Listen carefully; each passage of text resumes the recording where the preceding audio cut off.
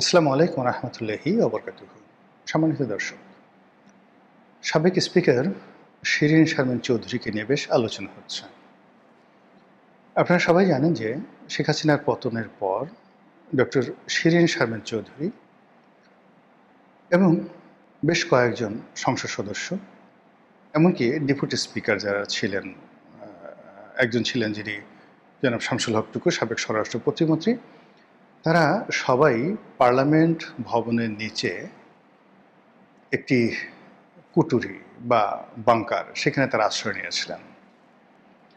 ওখানে যারা আশ্রয় নিয়েছিলেন তাদের কারো কারো কাছ থেকে শোনা, সত্য মিথ্যা আমি জানি না, ওখানে ঘটনার প্রেক্ষাপটে শিরিন শারমিন চৌধুরী এতটা ভীত সন্ত্রস্ত হয়ে পড়েছিলেন যে তিনি বমি করতে করতে অসুস্থ হয়ে পড়েছিলেন ভয়ে এবং আতঙ্কে। অর্থাৎ পার্লামেন্টের মধ্যে যখন বিপ্লবীরা ঢুকে পড়েছিল, ছাত্ররা ঢুকে পড়েছিল, তখন তারা সেই বাংকারের মধ্যে ছিলেন।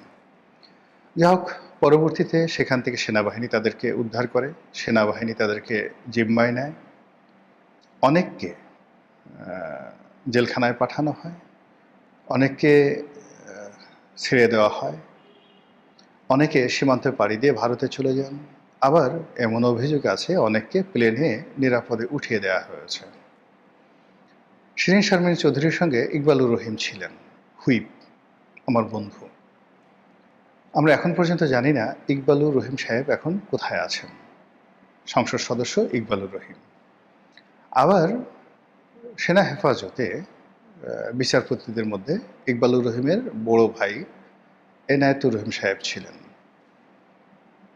বিচারপতি এনায়েতুর রহিম, যিনি পরবর্তী প্রধান বিচারপতি হওয়ার তালিকায় ছিলেন। তিনি এখন কোথায় আছেন? বা সাবেক প্রধান বিচারপতি আমাদের শাহিন ভাই, তিনি আসলে এখন কোথায় আছেন? তিনিও তো সেনা হেফাজতে ছিলেন। তো এরকম নানা প্রশ্ন। সেই প্রশ্নের মধ্যে যে জিনিসটা সত্য, যে সেনাবাহিনীর জিম্মায় শেষ দিন পর্যন্ত শিরিন শারমিন চৌধুরী ছিলেন। কেন ছিলেন, কেন তাকে ভারত পাঠানো হয়নি, ইত্যাদি নানা প্রশ্ন আগামীতে আসবে। কিন্তু আমরা যেটা মনে করি সেটা হলো, সেনাবাহিনীর একটি অংশ হয়তো মনে করেছেন যে আগামীতে যে নির্বাচন হবে, নির্বাচনের পরে যে পার্লামেন্ট বসবে, সেখানে পার্লামেন্টের যে ধারাবাহিকতা, সেই ধারাবাহিকতা রক্ষা হবে এবং ভবিষ্যতের যে পার্লামেন্ট, সেই পার্লামেন্টে যদি স্পিকার শিরিন শারমিন চৌধুরী অথবা ডেপুটি স্পিকার, তাদের মাধ্যমে শপথ পড়ানো হয় এবং পার্লামেন্টের কার্যক্রম উদ্বোধন করা হয়, সেক্ষেত্রে ভবিষ্যতের সরকার সব দিক থেকে বিতর্কমুক্ত থাকবে। এটা আমি ইতিবাচক অর্থে ধরে নিলাম। তো সেক্ষেত্রে তাদের জন্য দুটো অপশন ছিল। একটা হলো স্পিকার শিরিন শারমিন চৌধুরী, আর একটা হলো ডেপুটি স্পিকার শামসুল হক টুকু। যেহেতু শামসুল হক টুকু জেলখানাতে এবং একেবারে যাকে বলা হয় শিরিন শারমিন চৌধুরীর মতো এরকম ফ্রেশ নন, তিনি বিতর্কিত। তো সেক্ষেত্রে শিরিন শারমিন চৌধুরীকে হয়তো সেনাবাহিনী রেখে দিয়েছে। এরকম একটা ঘটনা ইতিবাচক করতে মনে হতে পারে। কিন্তু যখন দেখা গেল যে সরকার এই সমস্ত ব্যাপারে ড্যাম কেয়ার, তারা মনে করেছে ঠিক ডক্টর মোহাম্মদ ইউনূস সরকারের মতো, যে কে শপথ গ্রহণ করালো, কে পাঠ করালো, ডাজ নট ম্যাটার, আমরা বিজয়ী হয়েছি, আমরা যেভাবে বলবো ওভাবে সব কিছু চলবে।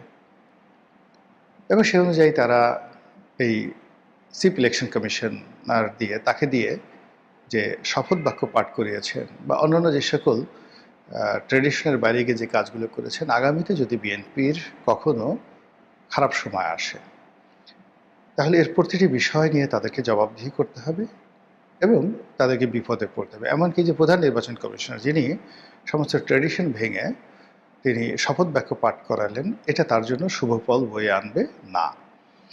তো যাই হোক, এখন সেই শিরিন শারমিন চৌধুরী হঠাৎ করে আমরা দেখলাম তিনি গ্রেপ্তার হয়েছেন হত্যা মামলার আসামি। আবার 6 দিন পরে তাকে কারাগার থেকে ছেড়ে দেওয়া হয়েছে, তিনি জামিন পেয়েছেন। আর তাকে নিয়ে যে আলোচনা হচ্ছে, যখন ধরা হলো তখন বাঙালি বলল ছি ছি ছি ছি, এমন একজন ভালো মহিলা, অল থ্রু ফার্স্ট ক্লাস পেয়েছেন, কখনো অন্যায় করেননি, ঘুষ দুর্নীতি করেননি, তিনি শেখ হাসিনার দোসর হিসেবে শুধু স্পিকার হিসেবে দায়িত্ব পালন করেছেন, এর বাইরে তো তিনি কিছুই করেননি। এই দেশে এরকম শিরিন শারমিন চৌধুরীদের মতো লোক, সাবের হোসেন চৌধুরীদের মতো লোক যদি লাঞ্ছিত হয়, অপমানিত হয়, তাহলে এই দেশ আর থাকবে না। এদেশে মানুষের ইমান একিন বলে কিছু নাই, ক্ষমতায় যে যায় সেই হয় রাবণ, চারিদিকে শুধু ছি ছি ছি ছি। আবার যেই মুহূর্তে তাকে জামিন দেওয়া হলো, তখন আবার বাঙালি বলা শুরু করলো সেই নাসিরুদ্দিন হোজার গল্পের মতো, মানে গাধা নিয়ে বাপ বেটা যাচ্ছে। তখন মানুষ যেভাবে কথা বলছে সেই কথা অনুযায়ী তারা প্রতিবার সিদ্ধান্ত পরিবর্তন করছে, আর প্রতিবারই লোকজন গালাগালি করছে। তো যাই হোক, এখানে শিরিন শারমিন চৌধুরীকে ছেড়ে দেওয়ার পরে আবার লোকজন বলল ছ্যা ছ্যা ছ্যা, সরকারের মেরুদণ্ড বলে কিছু নেই, এই সরকার পারে না এমন কোনো কুকর্ম নেই। এই তারা ধরলো, আবার তারা ছেড়ে দিল। নিঃসন্দেহে শিরিন শারমিনকে দিয়ে তারা একটা খারাপ খেলা খেলতে চাচ্ছে। তারা তাদের পছন্দ মতো একটা নতুন আওয়ামী লীগ খুলতে চাচ্ছে। পুরনো আওয়ামী লীগ বন্ধ হয়ে গেছে। যেমন শেখ হাসিনা চেষ্টা করেছিলেন নতুন বিএনপি করার জন্য, তৃণমূল বিএনপি করার জন্য, এখনও তৃণমূল আওয়ামী লীগ, নতুন আওয়ামী লীগ করার জন্য এই শিরিন শারমিন চৌধুরীকে ছেড়ে দেওয়া হয়েছে। শিরিন শারমিন চৌধুরীকে এটা পারবেন? হ্যাঁ, লোকজন কি এটা মেনে নেবে? শেখ হাসিনা ছাড়া কি বাংলাদেশে অন্য কোনো দল আছে? শেখ হাসিনার বাইরে কি কেউ কখনো আওয়ামী লীগ করতে পেরেছে বা ভবিষ্যতে পারবে? যদি পারতো, তাহলে তো শেখ হাসিনা অনেক চেষ্টা করেছিলেন তারেক রহমানকে বাদ দেওয়ার জন্য, বেগম জিয়াকে বাদ দেওয়ার জন্য। এমনকি তারেক রহমান সাহেবের যে স্ত্রী জাইমা রহমানকে, তারেক রহমান সাহেবের যে স্ত্রী জুবাইদা রহমান, এমনকি তার কন্যা জাইমা রহমান, তাদেরকেও রাজনীতির যে লাইমলাইট এখন আপনারা দেখছেন, এটা শেখ হাসিনা চেয়েছিলেন যে তারা রাজনীতিতে আসুক। উইদাউট তারেক তারা যদি রাজনীতিতে আসতেন, তাহলে শেখ হাসিনা সেই রাজনীতি বিএনপির জন্য অবহারিত করে দিতেন, এবং সেটা হতো অনেকটা জাতীয় পার্টি ভার্সন 2। তো সেই দিক থেকে শেখ হাসিনা যে কাজগুলো করছে সেই কাজগুলো তারেক রহমান সাহেব আসলে করছেন কিনা, এটাই নিয়ে জনগণ এখন চারিদিকে শুধুমাত্র আলোচনা, সমালোচনা, তর্ক বিতর্ক, ঘৃণা, সি স্যা, এ সমস্ত জিনিস চলছে। কিন্তু আসলে বাস্তবে কি হচ্ছে? একজন রাজনীতির কর্মী হিসেবে আপনারা অনেকে হয়তো আমাকে বিশ্লেষক হিসেবে মনে করেন, আমি নিজেও পরিচয় দেই। তারপর এর বাইরে দুটো বড় রাজনৈতিক দল, তাদের সঙ্গে একেবারে সর্বোচ্চ পর্যায়ে সম্পর্ক থাকার কারণে কিছু তো জানার সুযোগ হয়েছে। 5টি বছর সংসদ সদস্য থেকেছি একেবারে টপ অফ দ্য লাইনে। এর কারণে একটা রাষ্ট্র কীভাবে চলে, এজেন্সিগুলো কিভাবে চলে, ডিজিএফআই ডিজি কার কাছে গিয়ে বসে থাকে, তার কাছে গিয়ে কারা বসে থাকে, এরপর প্রধানমন্ত্রী কি করে, বিরোধী দলীয় নেতা কি করে, এই জিনিসগুলো একেবারে 5টি বছর হাতে কলমে শেখার, বোঝার, দেখার সুযোগ হয়েছে। এর আগে প্রায় 30-35 বছর সেই রাজনীতিকে দেখেছি, কখনো রাজপথে, কখনো সাংবাদিক হিসেবে, কখনো ব্যবসায়ী হিসেবে, কখনো বিরোধী দলীয় রাজনৈতিক কর্মী হিসেবে। ফলে এখন পর্দার আড়ালে যা হচ্ছে, বা ইউনূস সাহেবের আমলে যা হয়েছিল, বা ইভেন শেখ হাসিনার জমানাতে হয়েছিল, যা এগুলো দেখলেই বুঝতে পারা যায় কি ঘটনাগুলো ঘটছে। দুর্ভাগ্যজনক হলেও সত্যি যে ক্ষমতায় বসে মানুষ বারবার একই ভুল করে। আজ থেকে 1000 বছর আগে ইয়াজিদ ইবনে মুয়াবিয়া ক্ষমতায় বসে যে ভুল করেছেন, একই ভুল এখন নেপালের যে প্রধানমন্ত্রী বালেন্দ্র তিনিও করতে পারেন, আবার নাও করতে পারেন। ফেরাউন দ্বিতীয় রামসিস তিনি যে ভুলগুলো করেছেন, সেই ভুলগুলো যে শেখ হাসিনা করেনি, একথা আপনি বুকে হাত দিয়ে বলতে পারবেন না। কিংবা ধরুন আরও আগে চীনের প্রথম সম্রাট শি হুয়ান টি তিনি যে ভুল করেছেন, এরশাদ সাহেব যে সেই ভুলগুলো করেননি, এটা বলতে পারবেন না। বরং বলতে পারবেন ইয়েস হি ডিড। কিন্তু মহাজ্ঞানী সেনেকা, সম্রাট নিরোর শিক্ষক, কিংবা ধরুন সৈনিক সরকারের প্রভাবশালী মন্ত্রী এবং প্রাদেশিক গভর্নর কনফুসিয়াস, কিংবা বাশা হারুন আর রশিদের জমানায় যিনি একটি প্রদেশের শাসক ছিলেন, গভর্নর ছিলেন, ইমাম শাফি রহমতুল্লাহ আলাইহে। এরকম আমি আরো অনেক নাম বলতে পারব। তারা রাষ্ট্র ক্ষমতায় বসে যে ঐতিহাসিক দায়িত্ব পালন করেছেন, কিংবা বড় বড় সম্রাটদের সামনে দাঁড়িয়ে ইভেন আলেকজান্ডারের সামনে দাঁড়িয়ে যেভাবে অ্যারিস্টটল কথা বলেছেন, প্লেটো কথা বলেছেন ওই জমানাতে, আমি এইটা বারে বারে ভুল হয়ে যাই, মানে অ্যারিস্টটল মানে তার যে শিক্ষক, আলেকজান্ডারের শিক্ষক যে কথাগুলো বলেছেন, কিংবা প্লেটো আলেকজান্ডারের আগের জমানাতে যেইভাবে গ্রিসের রাজা বাদশাদেরকে চ্যালেঞ্জ জানিয়ে যে কথাগুলো বলেছেন, সেই কথাগুলো বর্তমান জমানাতে একজনও লোক নেই বাংলাদেশে সেই কথাগুলো বলছেন। আর আমরা যারা টুকটাক বলছি, আমরা আসলে ওনাদের পর্যায়ের নই। ওনাদের পর্যায়ের আমাদের এই বাংলাদেশে এই মুহূর্তে যারা আছেন, তারা সবাই চুপ হয়ে আছেন। ফলে কি হলো, কনফুসিয়াসের জমানাতে কনফুসিয়াস থাকার কারণে রাজার যে উন্নয়ন হয়েছে, কিংবা সেনেকার কারণে যেভাবে সম্রাট ক্লডিয়াসের নিরোর বাবার উন্নয়ন হয়েছে,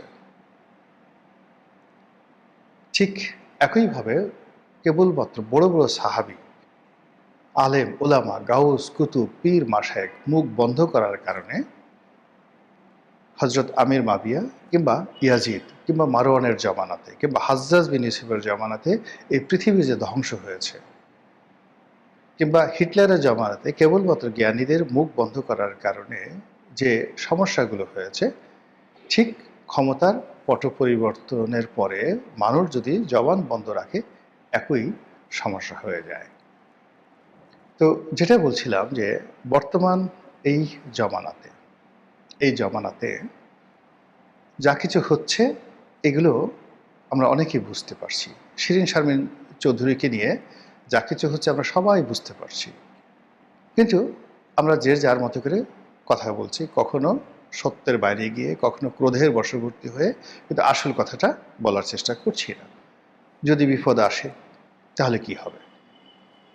এখানে আমার যে বক্তব্য সেটা হলো যে শিরিন শারমিন চৌধুরী বা তার মতো যাদের নাম রিফাইন্ড আওয়ামী লীগ, নতুন আওয়ামী লীগ এই নামে আসছে, তারা আসলে কেউই রাজনৈতিকভাবে মাঠে পরীক্ষিত নন। ধরুন জাহাঙ্গীর কবির নানক, মুফাজ্জল হোসেন চৌধুরী মায়া, এরপর ধরুন বাহাউদ্দিন নাসিম, আলাউদ্দিন নাসিম, এরপরে ধরুন ওবায়দুল কাদের। তাদের তো অনেক বদনাম,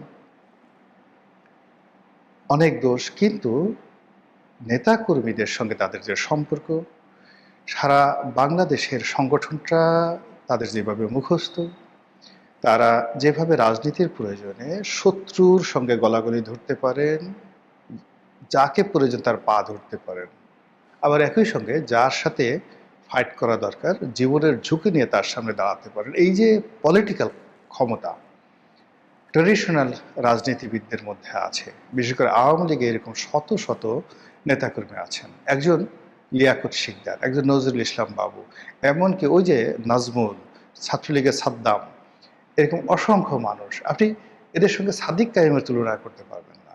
এরা সবসময় স্রোতের প্রতিকূলে লড়াই করতে অভ্যস্ত দীর্ঘদিন ধরে। তো এই যে স্রোতের প্রতিকূলে লড়াই করা, টিকে যাওয়া, কখনো পরাজিত হওয়া, কখনো জেলে যাওয়া, কিন্তু সর্বাবস্থায় তারা ভাত খায়নি, কিন্তু রাজনীতি বাদ দেয়নি। এই যে পলিটিক্যাল যে কোয়ালিটির সম্পন্ন লোক, এই লোকগুলোর মতো শিরিন শারমিন চৌধুরী নন, বা অন্য যাদের নাম আসছে তারা কেউ এই ক্যাটাগরির নন। আর এই ক্যাটাগরির না হলে কোনো অবস্থাতেই বিরূপ পরিস্থিতিতে কখনো কেউ রাজনীতিতে সাইন করতে পারে না।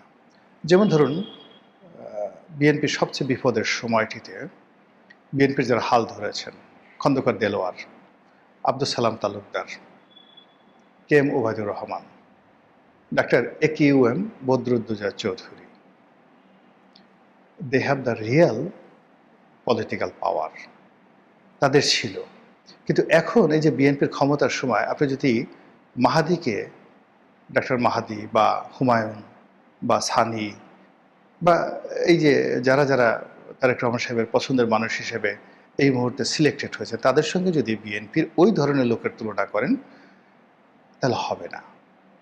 কিংবা শেখ হাসিনা যদি কখনো আবার ক্ষমতা আসে, আসার পরে যদি মাহাদিকে এনে সে একটা নতুন বিএনপি তৈরি করার চেষ্টা করে, কোনোদিন হবে না, কখনো সম্ভব হবে না, এটা হয় না।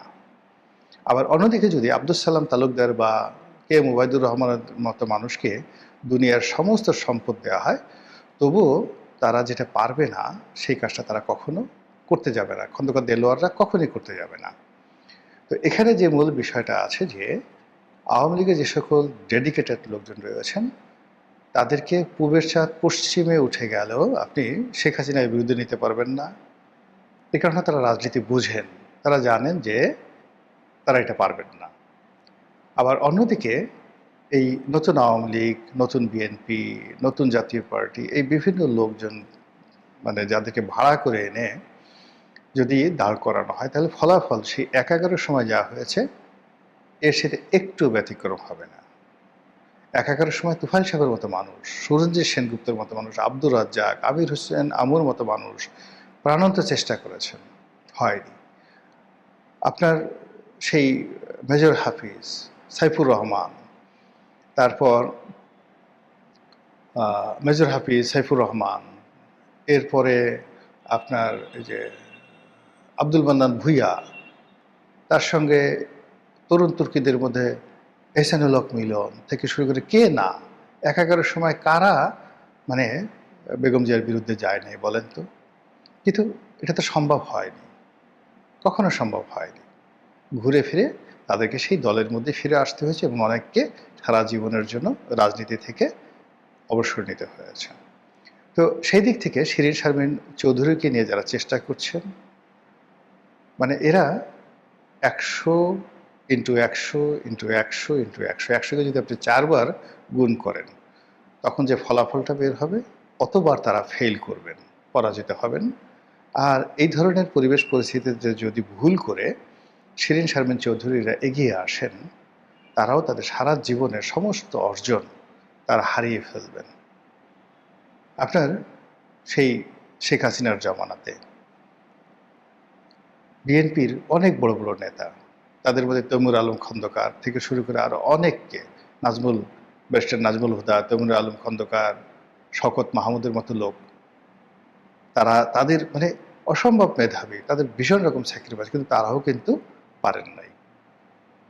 তো সেই অর্থে একজন ওই যে নাসিম নামে একটা ছেলে ছিল, সে বলতো তারেক রহমান সাহেবের বন্ধু মানুষ, হাওয়া ভবনের ঘনিষ্ঠজন, তাকে দিয়েও কিন্তু নতুন বিএনপি করার নামে বিএনপি অফিস আক্রমণ করা, তারপরে রিজভী সাহেবকে মারধর করার জন্য সেই যে শেখ হাসিনার ডিজিএফআই তারা কি চেষ্টা না করেছে, সফল হয়েছে? হয়নি। ফলে প্রত্যেকটি রাজনৈতিক দল তার একটা মৌলিক ভিত্তি থাকে, সেই ভিত্তিগুলো কোনো অবস্থাতেই শিরীন শারমিন চৌধুরীরা নন। কাজেই এটি, এই প্রকল্পটি যদি কিছু হয়ে থাকে বোগাসবো। এমনকি শেখ হাসিনাও যদি নিজের চেষ্টা করে শিরীন শারমিন চৌধুরীকে দিয়ে কোনো কিছু করাবেন, পারবেন না। বিকজ তিনি যখন ক্ষমতাধর ছিলেন তখন তার দয়ায় করুণায় কতগুলো মানুষ, যেমন সালমান এফ রহমান, আনিসুল হক, এই যে শিরীন শারমিন চৌধুরী, এরপরে এসটি ইমাম থেকে শুরু করে আরও অনেকে, মশিউর রহমান, তারপরে শেষে ডক্টর তৌফিক এলাহি থেকে শুরু করে যে সকল লোক ওনার কিচেন ক্যাবিনেটে খুব পাওয়ারফুল ছিল, এই যে নসরুল হামিদ বিপু, এই যারা, আমি আরও অনেকের নাম বলতে পারবো। তো এই লোকগুলোকে শেখ হাসিনার দয়া এবং করুণা ছাড়া তাদের আসলে অন্য কোনো কিছু নাই, দে হ্যাভ নাথিং। তো সেই মানুষগুলো এখন আপনি চেষ্টা করেন তাদেরকে এস্টাবলিশ করার জন্য, তারা আওয়ামী লীগের সঙ্গে বেইমানি করতে পারবে কিন্তু রাজনীতি করতে পারবে না, এই সমাজে দাঁড়াতে পারবে না, এটা ইম্পসিবল। এবং এটাই রূঢ় বাস্তবতা। মহান আল্লাহ আমাদের সবাইকে হেদায়েত দান করুন, হেফাজত করুন। আসসালামু আলাইকুম ওয়া রাহমাতুল্লাহি ওয়া বারাকাতুহু।